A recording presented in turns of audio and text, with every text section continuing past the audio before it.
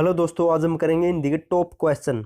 दोस्तों, हिंदी आपका सिलेक्शन करवा भी सकती है और आपका सिलेक्शन रुकवा भी सकती है, क्योंकि अगर आप हिंदी को हल्के में लेंगे कि हम हिंदी को तो आसानी से कर देंगे, लेकिन ये आपका वहम है।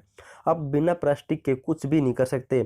अगर आपने हिंदी की प्रैक्टिस की होगी तो आप तभी अपना सिलेक्शन पा सकते हैं, क्योंकि हिंदी के कम से कम 7 से लेकर 10 क्वेश्चन एचएससी ज़रूर पूछता है अपने हर एग्ज़ाम में। और यही क्वेश्चन आपका सिलेक्शन पक्का करवाते हैं, क्योंकि हर विषय में कोई ना कोई स्टूडेंट कमज़ोर होता है। लेकिन अगर आप हिंदी में टॉप करते हो तो आप दूसरे दूसरे विषय को भी कवर कर सकते हो हिंदी से। इसलिए हम जो एचएससी अपने पुराने एग्जाम में क्वेश्चन पूछ चुकी उन्हें, और जो नए क्वेश्चन है हम इन्हें डिस्कस करेंगे और डिटेल के साथ डिस्कस करेंगे। तो चलते हैं पहले क्वेश्चन पर। सॉरी।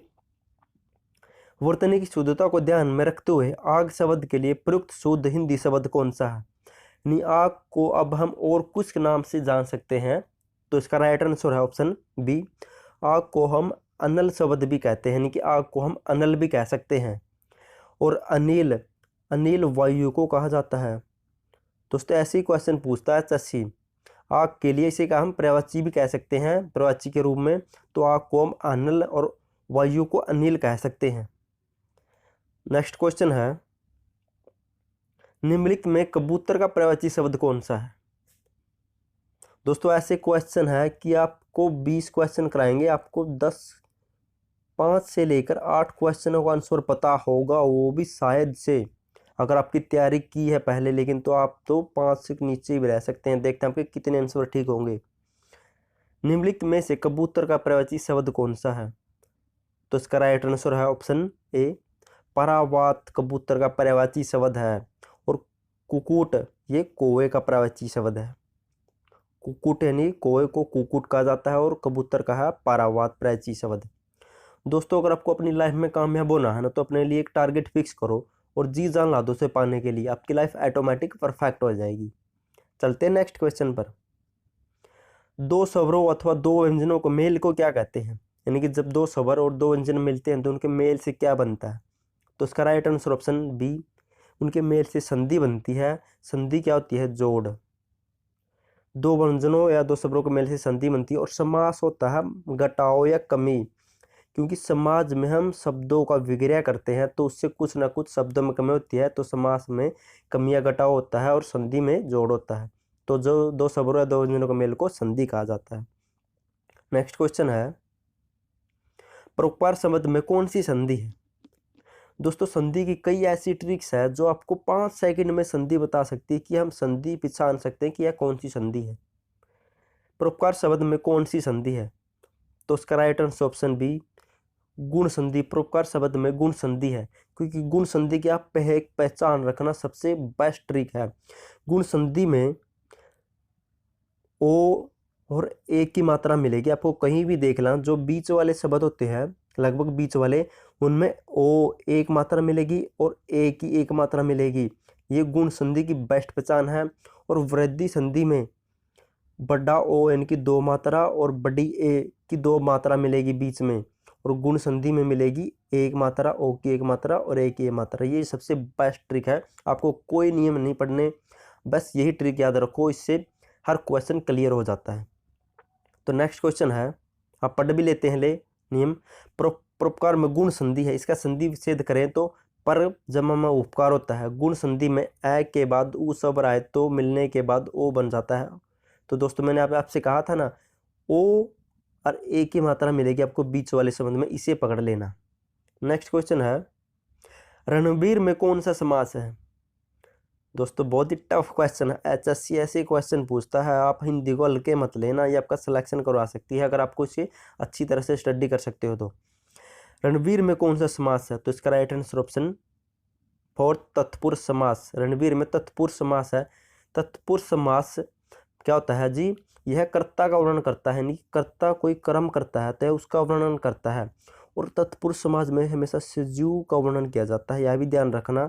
रणवीर सीधा ही संकेत किया गया है कि जो भी व्यक्ति रणवीर का यानी कि रण का वीर है, यानी कि युद्ध का वीर है, तो इसमें किसी व्यक्ति का उल्लेख किया जाता है, कर्ता का नहीं। कर्ता क्या करता है? तो यह रण का वीर।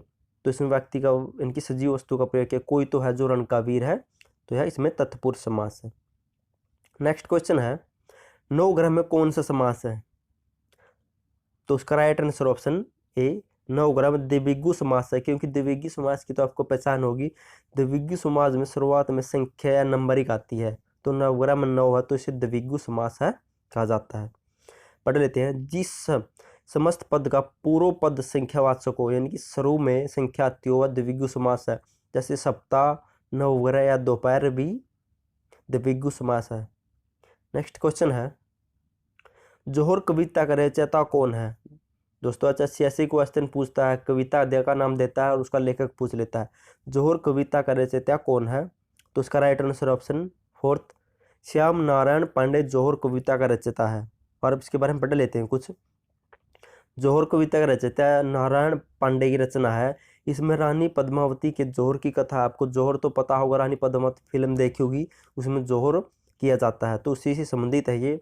और इनकी श्याम नारायण पांडे की एक अतिरिक्त रचना, प्रसिद्ध रचना हल्दी घाटी, यह भी इसकी एक रचना है। नेक्स्ट क्वेश्चन है, प्रधानमंत्री में कौन सा समास है? दोस्तों जो मैं क्वेश्चन करा रहा हूँ एचएससी के एग्जाम में कुछ क्वेश्चन आ चुके हैं और आगे भी आएंगे, और कुछ नए क्वेश्चन है जो अलग अलग एग्जामों से उठाए हैं, और जो नए क्वेश्चन है और एचएससी जरूर पूछेगा, ये बहुत ही मोस्ट इंपोर्टेंट क्वेश्चन है।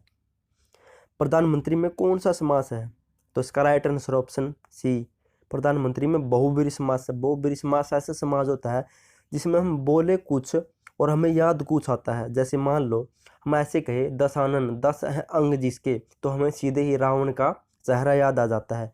और जैसे लंबोदर, लंबो है जिसका उदर, तो हमें श्री गणेश जी का चेहरा याद आ जाता है। तो बहुब्रीहि समास ऐसा होता है, बोले कुछ और याद कुछ आता है। तो प्रधानमंत्री देखते हमें प्रधानमंत्री का चेहरा याद आ जाता है।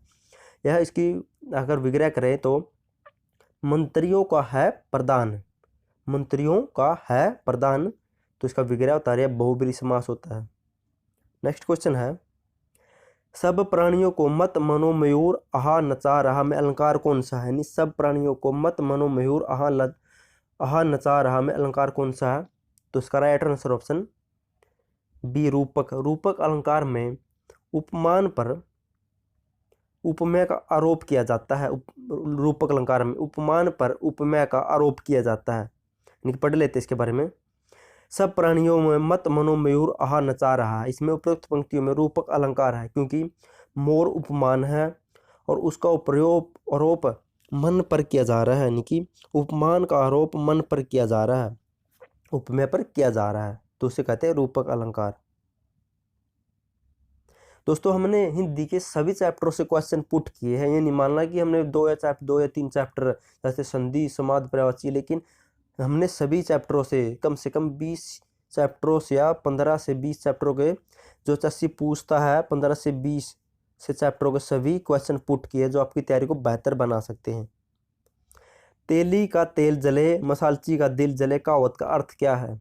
दोस्तों आप बता सकते हो तो बता दो, ऐसे क्वेश्चन आपने जिंदगी में कभी नहीं देखे होंगे। तो इसका राइट आंसर है ऑप्शन सी, एक को खर्च करते हुए देखते हुए, सॉरी यहाँ पर आना था, एक को खर्च करते हुए देख दूसरे को परेशान होना, इसे कहते हैं तेली का तेल जले और मसालची का दिल जले। एक व्यक्ति को जब हम खर्च करते हैं रुपये तो हमारे पड़ोसी को परेशानी होती है, जलन होती है, उसे कहते हैं तेली का तेल जले और मसालची का दिल जले। तो एक व्यक्ति को खर्च करते हुए देख के दूसरे को परेशान होना। नेक्स्ट क्वेश्चन है, लंगोटी में फाग खेलने मुहावरे का अर्थ क्या है? लंगोटी में फाग खेलने मुहावरे का अर्थ क्या है? आप बता सको तो बता दो, ऐसे क्वेश्चन है जिंदगी में कभी नहीं देखे होंगे। तो इसका राइट आंसर ऑप्शन 4, दरिद्रता में आनंद मनाना। लंगोटी में फाग खेलने का अर्थ है दरिद्रता में आनंद मनाना। इसका वाक्य प्रयोग कर लेते हैं, आपको अच्छी तरह समझ आ जाएगा। बोला को 2 समय की रोटी नहीं मिलती फिर भी लंगोटी में फाग खेलता है। इनकी चाहे कितनी भी मुसीबत हो या दिक्कत हो, लेकिन फिर भी अपनी ज़िंदगी को आनंद में खेलना उसे कहते हैं दरिद्रता में आनंद मनाना या लंगोटी में फाग खेलना। नेक्स्ट क्वेश्चन है, असंगत शब्दों का चयन कीजिए जो इनसे मेल नहीं खाता। तो आपका राइट आंसर क्या है? सॉरी, ये आप सोचेंगे कि प्रांदीन राइट आंसर, लेकिन आपका गलत है। राइट आंसर ऑप्शन बाल। बाल आपका राइट आंसर है, क्योंकि जूड़ा, केश विन्यास और प्रांदी ये तीनों शब्द बालों को सजाने या संवारने के लिए प्रयोग किया जाता है। केश विन्यास को कंघी कहते हैं, और जूड़ा आपको पता है, और प्रांदी भी जूड़े की तरह ही होता है। लेकिन बाल है ये शरीर का अंग होता है, और ये शरीर के अंग नहीं होते, ये बाल और बालों को सजाने या संवारने के लिए प्रयोग किए जाते हैं। तो असंगत शब्द है ऑप्शन ए बाल, इसका राइट आंसर। नेक्स्ट क्वेश्चन है, जिसकी सहन अच्छी हो उसे क्या कहते हैं? इनकी जिसकी सहन करने की क्षमता अच्छी हो तो उसे क्या कहते हैं? तो इसका राइट आंसर ऑप्शन बी सही गुण, उसे सही गुण कहा जाता है। और जो वैष्णव है विष्णु का उपासक है उसे वैष्णव कहा जाता है। और जो किसी काम में सहयोग करे उसे सहयोगी कहा जाता है। और जो उसके किसी के साथ अच्छा व्यवहार या साथ निभाए उसे सहभागी कहा जाता है। नेक्स्ट क्वेश्चन है, निष्कृष्ट का विलोम शब्द क्या है? निष्कृष्ट का विलोम शब्द क्या है? तो इसका आंसर है ऑप्शन सी उत्कृष्ट। निष्कृष्ट होता है नीच, और उत्कृष्ट होता है उत्तम। निष्कृष्ट नीच होता है, और उत्कृष्ट होता है जो उत्तम होता है। और कर्तक कौन होता है? जो उपकार को मानने वाला होता है। और कर्तगन जो उपकार को न्याय माने उसे कर्तगन कहते हैं। और निष्पक्ष जो दोनों पक्षों का समान न्याय करे उसे निष्पक्ष कहा जाता है। नेक्स्ट क्वेश्चन है, हुतासन का समानार्थक शब्द क्या है? यानी कि हुतासन का समानार्थक शब्द क्या है? तो उसका राइट आंसर ऑप्शन फोर्थ अग्नि। हुतासन को अग्नि कहा जाता है, ऐसा कह सकते हैं कि अग्नि को हुतासन कहा जाता है। समानार्थी या पर्यायवाची शब्द है ये हुतासन या अग्नि का हुतासन। और अग्नि को हम शुरुआत में पढ़ा था अनल भी कह सकते हैं। और हवा को या वायु को समीर भी कहा जा सकता है, और अनिल भी कहा जा सकता है, हमने शुरुआत में पढ़ा था। और नदी को सरिता भी कहते हैं। दोस्तों आपको बर्फ का बताना है, बर्फ का समानार्थी या पर्यायवाची शब्द। ऐसा मत लिख देना कि बर्फ को ठोस कार्बन डाइऑक्साइड कहा जाता है, क्योंकि ये विज्ञान की दृष्टि से भी सही है, लेकिन आपको हिंदी की दृष्टि से बताना है। नेक्स्ट क्वेश्चन है, निम्न में से शुद्ध वर्तनी की पहचान कीजिए। दोस्तों अगर आपको वीडियो पसंद आए तो वीडियो को लाइक और चैनल को सब्सक्राइब जरूर कर देना, ताकि आप और साथ में बेल आइकन दबा देना, ताकि आपको आने वाली हर वीडियो पर नोटिफिकेशन मिल सके और आपकी तैयारी बेहतर तरीके से चलती रहे। दोस्तों मैं आपको हिंदी के ऐसे ऐसे क्वेश्चन कराऊंगा कि आप देखते ही पुट कर दोगे कि ये इसका आंसर है। और आपको एचएससी में आपका एग्जाम अब की बार आपका एचएससी में आपका सिलेक्शन अब की बार कोई नहीं रोक सकता, अगर आपको मेरे साथ तैयारी करते हो तो। निम्नलिखित में से शुद्ध वर्तनी की पहचान कीजिए, इनमें से सही शब्द कौन सा है? तो आपको इसका तो शायद पता हो, इसका आग्रह, आग्रह इसे यही इसका शुद्ध वर्तनी है। नेक्स्ट क्वेश्चन है, निम्न में से सरल वाक्य का चयन कीजिए। जो सरल वाक्य है उसे उसका चयन कीजिए। उसने कहा कि कार्यालय बंद हो गया। सुबह हुई और वह आ गया। राहुल धीरे धीरे लिखता है। जो बड़े हैं उन्हें सम्मान दो। तो उसका राइट आंसर क्या है? सरल वाक्य कौन सा इनमें? तो तीसरा, राहुल धीरे धीरे लिखता है, यह सरल वाक्य है। क्योंकि सरल वाक्य में कि, किंतु, परंतु इन शब्दों का प्रयोग नहीं किया जाता। सरल वाक्य की पहचान है ये। और ये सरल वाक्य राहुल धीरे धीरे लिखता है सरल वाक्य। और ये जो बाकी तीन बच गए हैं, 1, 2 और ये 3, ये है मिश्रित और संयुक्त वाक्य। नेक्स्ट क्वेश्चन है, निम्नलिखित शब्दों में से तत्सम शब्द का चयन कीजिए। पहले हम जान लेते हैं कि तत्सम शब्द क्या होता है। इनकी जो शब्द संस्कृत से बिना बदलाव या परिवर्तन किए हूबहू हिंदी भाषा में प्रयोग किए जाते हैं उन्हें तत्सम शब्द कहते हैं। तो इनमें तत्सम शब्द कौन सा है? तो राइट आंसर ऑप्शन बी या 2 अपशब्द। अपशब्द का हिंदी में हूबहू प्रयोग किया जाता है, तत्सम शब्द है। और तद्भव शब्द क्या होता है? संस्कृत भाषा के शब्दों में कुछ परिवर्तन, थोड़ा बहुत परिवर्तन करके नए शब्द बनाकर उन्हें हिंदी में प्रयोग किया जाता है, उन्हें तद्भव शब्द कहा जाता है। और अब पानी के बारे में, इनके बारे में पढ़ लेते हैं, तत्सम और तद्भव। अब शब्द तत्सम शब्द है, और पानी का तत्सम बनाए तो उसका पानी हो जाता है। और सड़क का तत्सम होता है सर्वग। अब ये भी याद रखना है, क्योंकि एचएससी पूछ लेता है ऐसे शब्द भी। ये चिन्ह है जो ऐसा होता, ये ऐसा चिन्ह दिया गया है, टिक की सॉरी ऐसा है, ये चिन्ह का नाम बताइए, इसे क्या कहते हैं? तो आप इसे बता सकते हैं, ये तो बता सकते हैं क्योंकि यहाँ पर मैंने चंद्र बिंदु लिखा है, तो राइट आंसर इसका ऑप्शन 3। अगर मैं यहाँ पर चंद्र बिंदु नहीं लिखता तो आप उलझ सकते थे क्वेश्चन में, क्योंकि आप अनुनासिक शायद आपने पहले सुना होगा लेकिन ज़्यादा ध्यान नहीं दिया होगा। तो इसका राइट आंसर ऑप्शन अनुनासिक या चंद्र बिंदु कहा जाता है इसे। और ये जो ऐसे होता है डंडा और इसके ऊपर टिक लगा दिया जाता है, इसे अनुस्वार कहते हैं। और ये जो बराबर साइड में ऐसे नहीं लाते हम, जैसे मान लो अक्सर ये ऐसे ला दिया, इसे कहते हैं अयोग वाहक। नेक्स्ट क्वेश्चन है, पत्र में अपरिचितों को संबोधित करने के लिए प्रयुक्त शब्द। मान लो हम किसी अपरिचित को, जिसको जानते नहीं, उसको पत्र लिख रहे हैं, तो उसे हम संबोधित करने के लिए शुरुआत में कौन से शब्द का प्रयोग करेंगे? तो इसका राइट आंसर ऑप्शन है प्रिय महोदय। ऐसा हम इसलिए करेंगे क्योंकि हम अगले को जानते नहीं कि वह हमसे बड़ा या छोटा है, तो इसलिए हम इसमें प्रिय महोदय का शब्द का प्रयोग करेंगे। और आदरणीय का प्रयोग हम तब करते हैं जब हम अपने से बड़े को या माता पिता को पत्र लिखते हैं, तो उसमें आदरणीय शब्द का प्रयोग करते हैं। और श्रीमान का प्रयोग करते हैं जब हम अपने अध्यापक या कहीं शिष्टाचार या पढ़ाई से संबंधित कुछ पत्र लिखा जाता है, तो उसमें श्रीमान का प्रयोग किया जाता है। दोस्तों, अगर आपको वीडियो पसंद आए तो वीडियो को लाइक और चैनल को सब्सक्राइब जरूर कर देना, साथ में बेल आइकन दबा देना दोस्तों। और हम आपको ऐसी ही हिंदी की टेस्ट सीरीज कराएंगे जो आपके सिलेक्शन को और मजबूत बना सकती है। और आप ज़रूर बताना कि आपके कितने क्वेश्चन ठीक पाए हैं। मेरे ख्याल से तो आपके 5 से क्वेश्चन ही ठीक पाए होंगे। आप ज़रूर कमेंट करना क्या आगे आपको ऐसी सीरीज चाहिए।